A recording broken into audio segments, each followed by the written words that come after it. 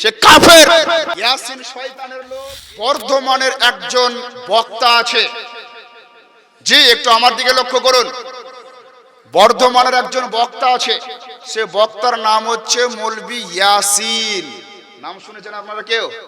যে নাম শুনেছেন মৌলভী ইয়াসিন। আচ্ছা বলুন তো, ডাব চুরি করা জায়েজ না হারাম? ডাব চুরি করা জায়েজ না হারাম?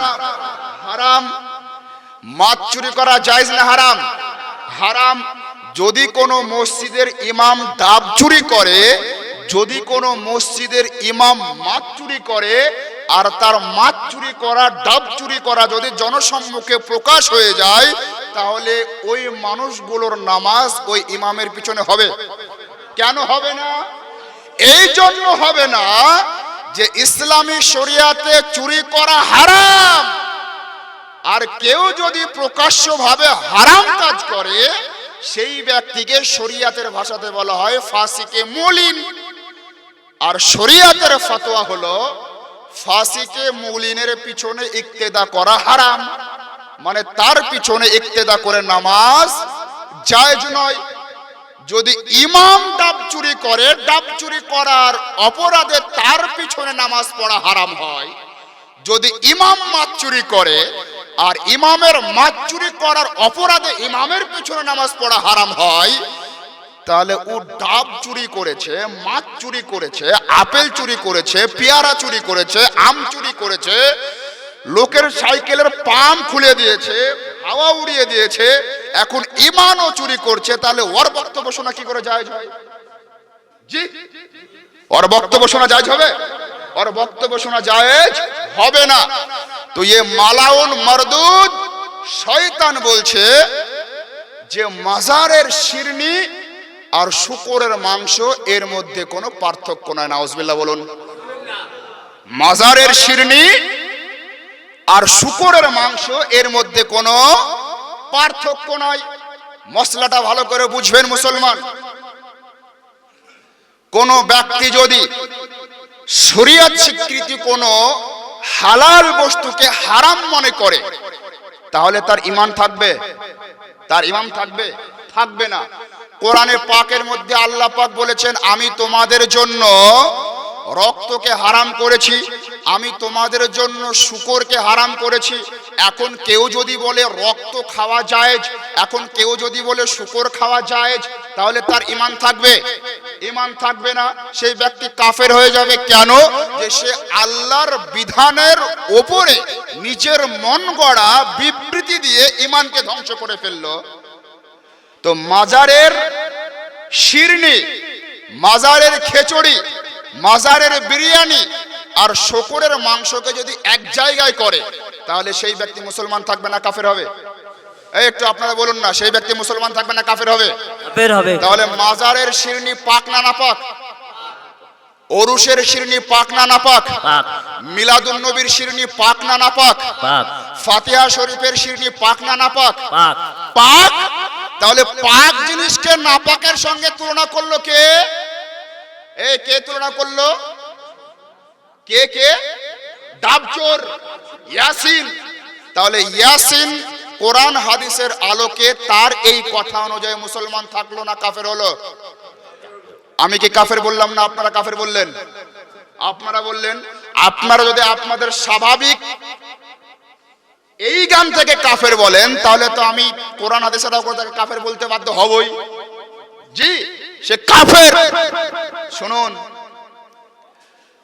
আল্লাহ রসুল দো জাহানের বাদশাহ সাল্লাল্লাহু আলাইহি সাল্লাম ইরশাদ করেছেন, তোমরা যখন কোনো খাবার খাবে, তোমরা যখন কোনো পানি পান করবে, পানীয় জিনিস যখন পান করবে, তখন তোমরা ডান হাত দিয়ে পান করবে, ডান হাত দিয়ে খাবে।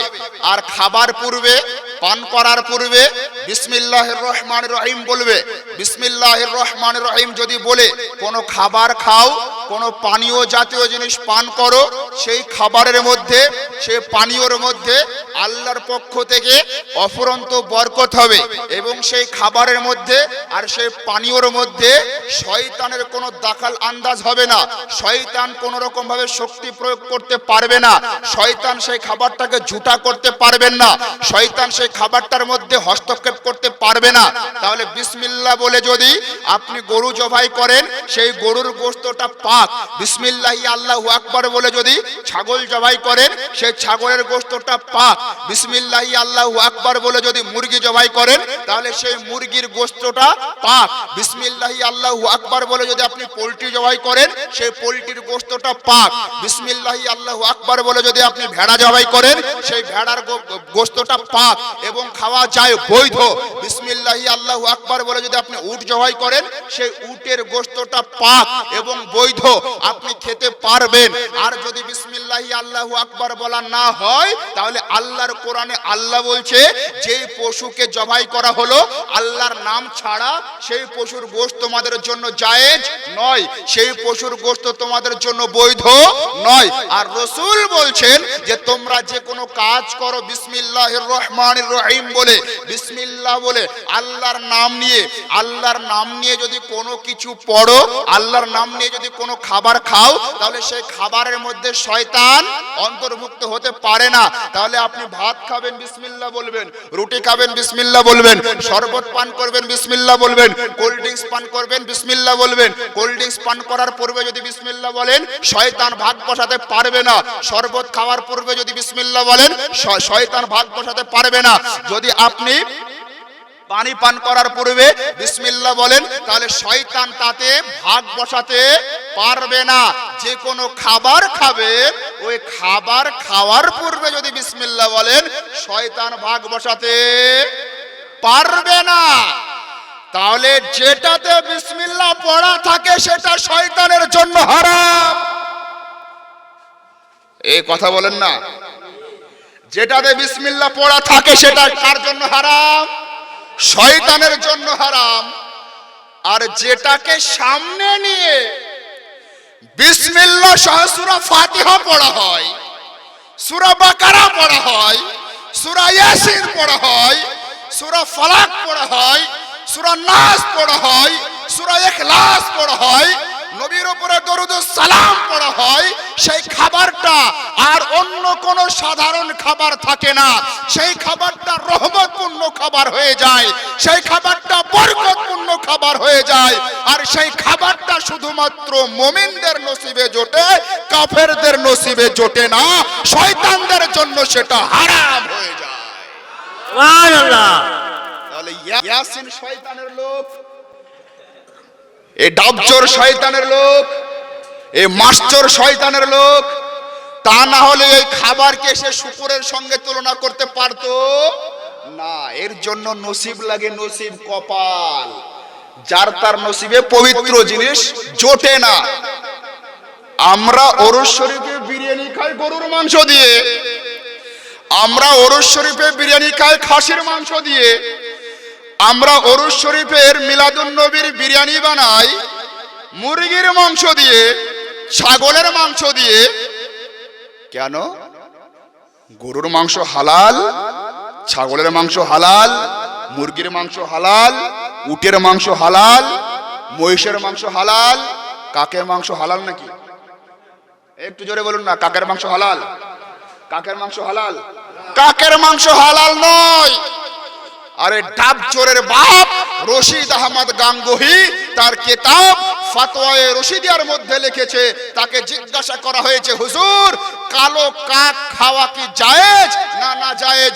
রশিদ আহমদ গাঙ্গুহি ফতোয়া দিচ্ছে, কালো কাক খাওয়া শুধু জায়েজ নয়, বরং কালো কাক খাওয়া হলো মুস্তাহাব। এটা খেলে সওয়াব পাওয়া যায়। নাউজুবিল্লাহ বলে। তো হারাম খাওয়ার দল, নাজায়েজ খাওয়ার দল, নাপাক খাওয়ার দল, তাকে কি হালাল জিনিস ভালো লাগবে? তাকে কি পবিত্র জিনিস ভালো লাগবে? পবিত্র জিনিস ভালো লাগবে না। তাই তারা বলে এগুলো হারাম বা নাপাক বা শুকরের সঙ্গে তুলনা করে। আর আমাদের কপাল, আমাদের নসিব আমাদের উপরে ফয়জান জারি রয়েছে হুজুর সরকার সৈয়দি গরিব নওয়াজ রাদিয়াল্লাহু তাআলা আনহুর। আমাদের উপরে নেগাহে کرম রয়েছে হুজুর সরকার গাউসে আজম রাদিয়াল্লাহু তাআলা আনহুর। সম্মানিত হাজিরিন, চলুন সামনের দিকে যাই। তো আউলিয়া কেরামের উরুস শরীফ পালন করা জায়েজ। আউলিয়া কেরামের উরুস শরীফে শিরনি করা জায়েজ এবং সেই শিরনিটা বরকতপূর্ণ হয়, সেটা মুসলমানদের জন্য হালাল হয় আর শয়তানদের জন্য অবৈধ হয়, হারাম হয়। কেন? এই জন্য যে ওতে বিসমিল্লাহ পড়া থাকে, কোরআনের আরো অন্যান্য সূরা পড়া থাকে। সোজা সাপটা কথা। তো